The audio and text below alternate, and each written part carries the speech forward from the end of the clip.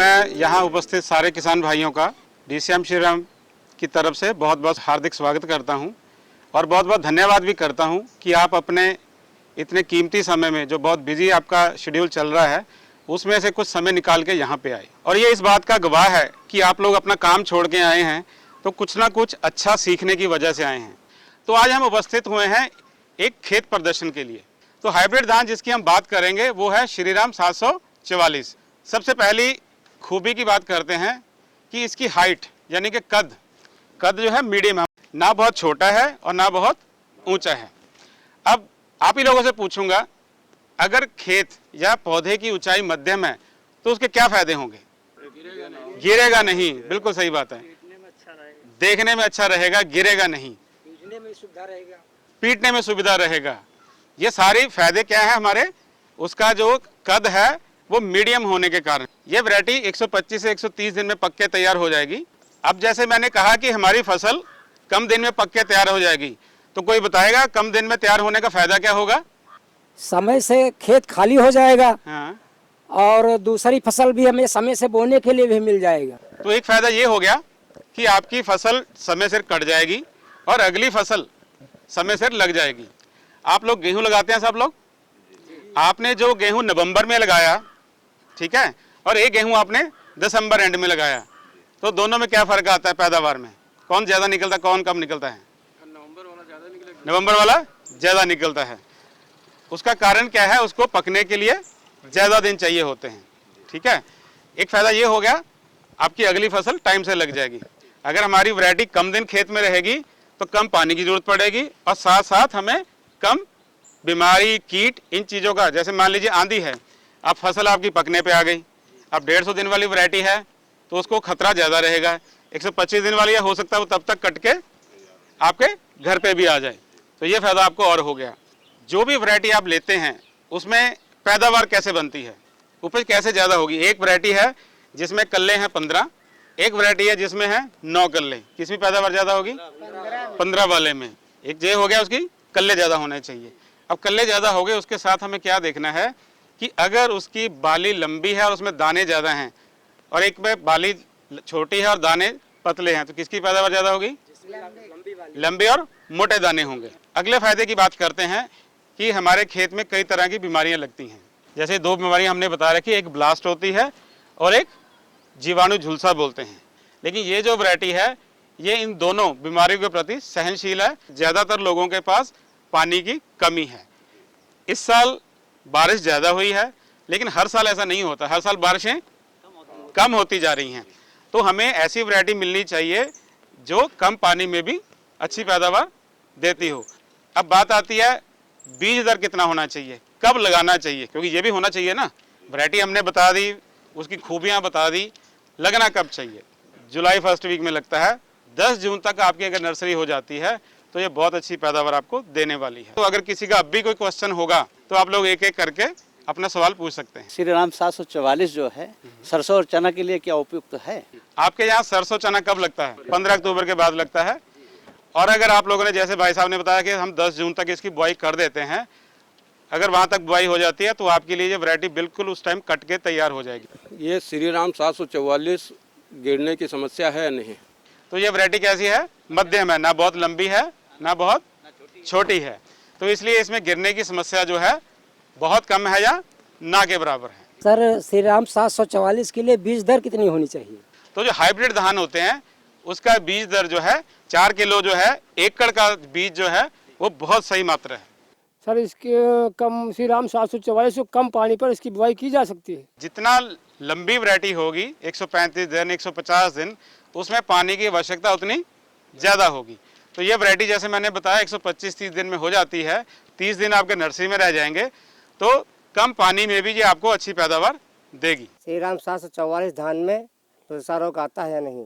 बहुत अच्छा क्वेश्चन है, क्योंकि बीमारियों के प्रति हमें हमेशा अलर्ट रहना चाहिए। वो कभी भी आ सकती हैं और बहुत ज़्यादा नुकसान भी करके जाती हैं। लेकिन ये जो वैरायटी मैंने बता रहा था आपको, झुलसा और ब्लास्ट के प्रति ये सहनशील है। सर, मार्केट में श्रीराम नाम के बहुत सारे ब्रांड मिलते जुलते बिकते हैं, असली की पहचान बताएं।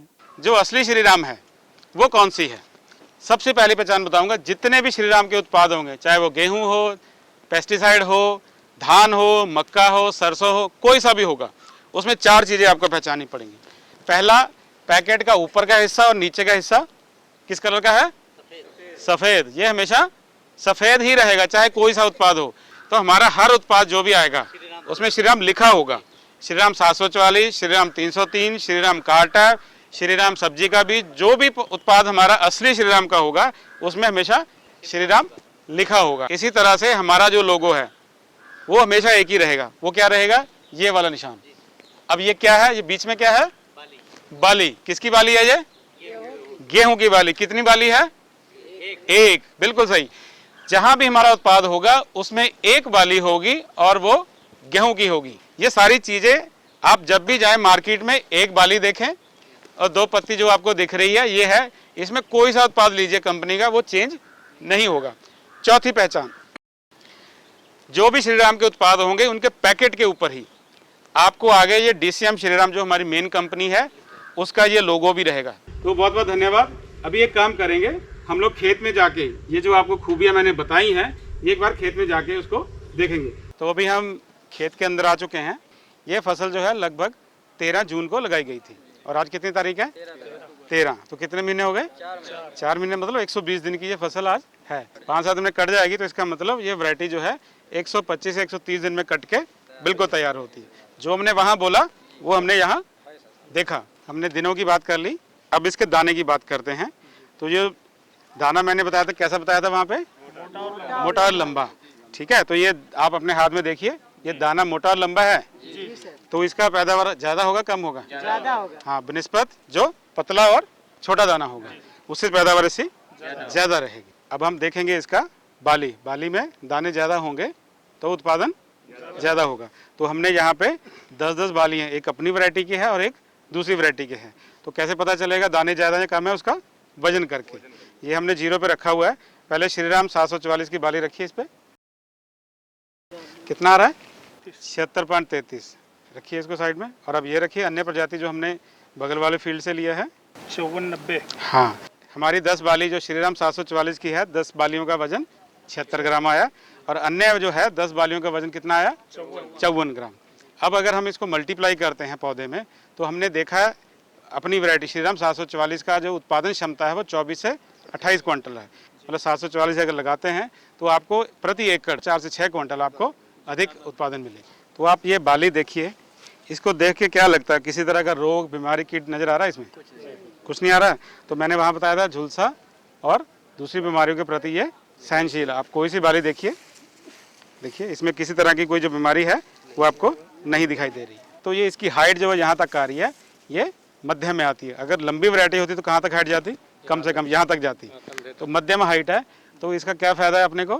गिरने की समस्या, पूरा खेत आप देख सकते हैं, गिरने की समस्या कम रहती है।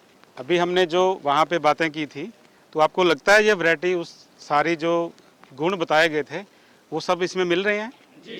मिल रहे हैं। क्योंकि इस वैरायटी की जो सारी विशेषताएं आपने देखी, उसको देख के हम ये कह सकते हैं कम पानी में भी ज़्यादा पैदावार का वादा। किस वैरायटी का? श्रीराम 744 का। श्रीराम 744, इसमें बाली लंबी आती है, दाना भी मोटे रहते हैं और ये ज़्यादा लाख भी बड़ी नहीं होती है, मध्यम रहती है।